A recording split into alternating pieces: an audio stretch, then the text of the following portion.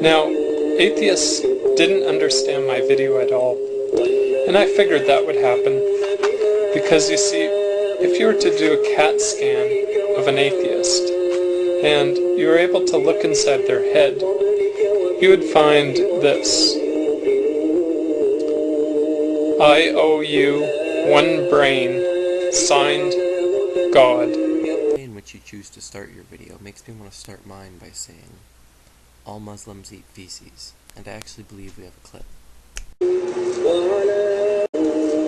Because that's about how logical and well thought out your comments about brain size or skull contents are. So, you start out with a sort of grouping reminiscent of the myth that black men have inferior brains. How intellectually brave of you. And okay, you could pass this all off as a joke, but you start your argument basically with, you guys are stupid. Clever.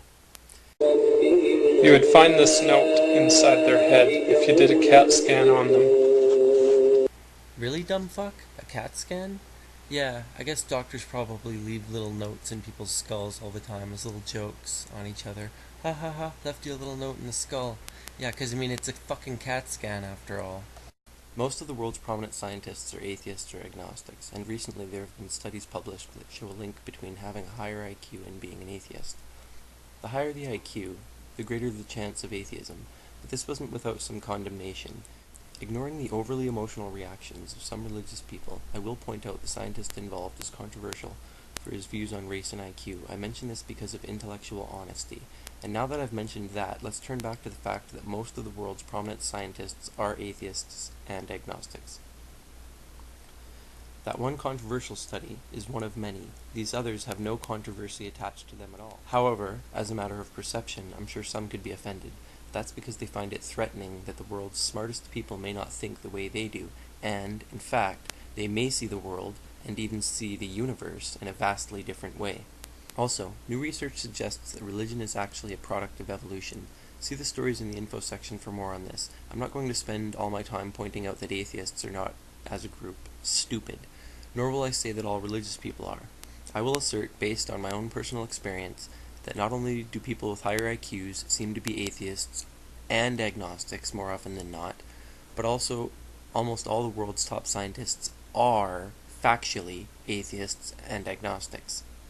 There is a correlation between religious belief and intelligence, one I'm sure most fundamentalists would strongly reject, if, of course, any significant numbers of them happened to read respectable science publications, peer-reviewed journals, or genuinely enjoyed spending time at the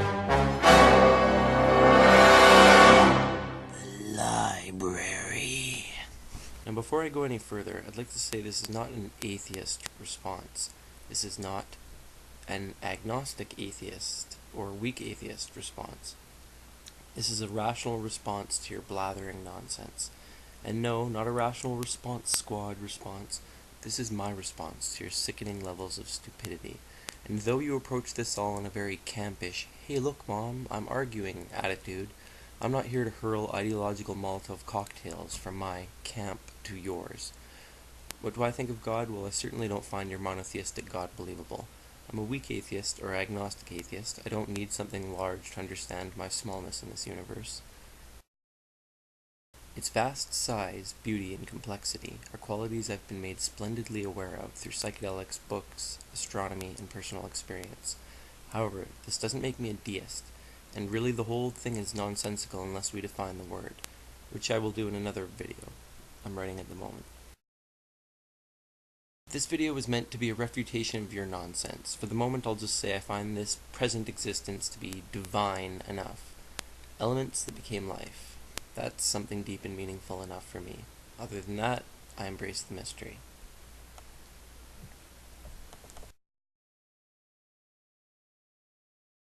I'll try and explain it a little more simply for you. Okay, nothing creates nothing. If you have nothing, it cannot create something. Something has to create something. Now, I explain that in regards to the universe. Look up the famous philosopher and witty fellow Alan Watts. You could say, as he did, something comes out of nothing. Look it up. It's not just some nonsensical statement, and Alan Watts had the capacity to often be profoundly hilarious. And I don't just mean funny. The scientists are finally looking back to the earliest parts of time to ask the question, how did the first stars form? It's an important question, and it's actually really interesting, as the stars are the factories that create all the elements in the universe. Stars also provide the light we use for many of the observations in the universe. So when we rewind the clock, it gets harder and harder to explain the early universe.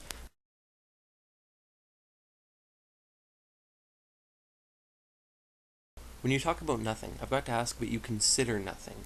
Do you know how vastly empty an atom is? Or the distance between galaxies or even planets? When you just say nothing, that's a pretty poor and meaningless way to sum up anything in the universe. Sure, you could say, look out there, look at all that blackness, but the blackness is permeated by stars. Okay, well, between those stars, those vast distances, well, what about all the forces that are simple and well known? And what about dark matter and dark energy?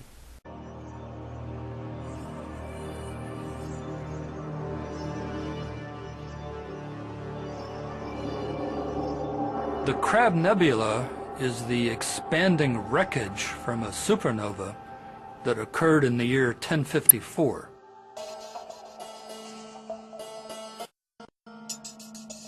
The explosion of the supernova was recorded by Chinese astronomers, so we know exactly when the explosion was.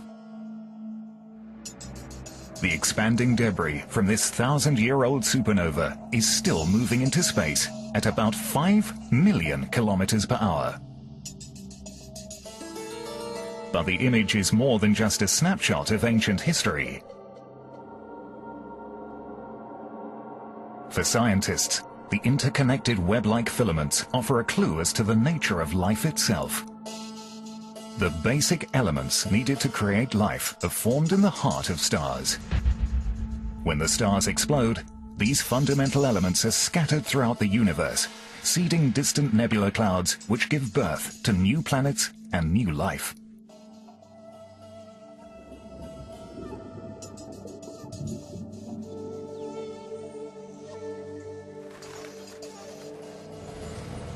The hemoglobin in your blood, when you bleed and it's red, that red color is due to oxygen, and it's due to iron that is in your blood that was created in a supernova. The gold on your wedding ring is created in a supernova. Calcium in your bones was created in a supernova. And so we learn so much about the universe itself when these stars die. But you see, the atheists, they say, oh yeah? Well, what created God then? First of all, answering a question with a question is stupid. That's a sign of mental retardation. Okay, when you're always answering questions with another question. Basically, you're just trying to avoid the whole issue. Jeez, it's unfortunate that you've rendered that deep probing sort of questioning obsolete. I thought the Socratic method was something worthwhile and of value. A lot of books with Socrates in them, and some that feature him specifically. I even thought this was a good deal. The other day a friend bought The Last Days of Socrates, written by Plato, for $1.99 at Value Village. But, yeah, I mean, who needs this shit, right? Questions on top of questions? Jerk me off, right? What a bunch of garbage. Won't need that anymore.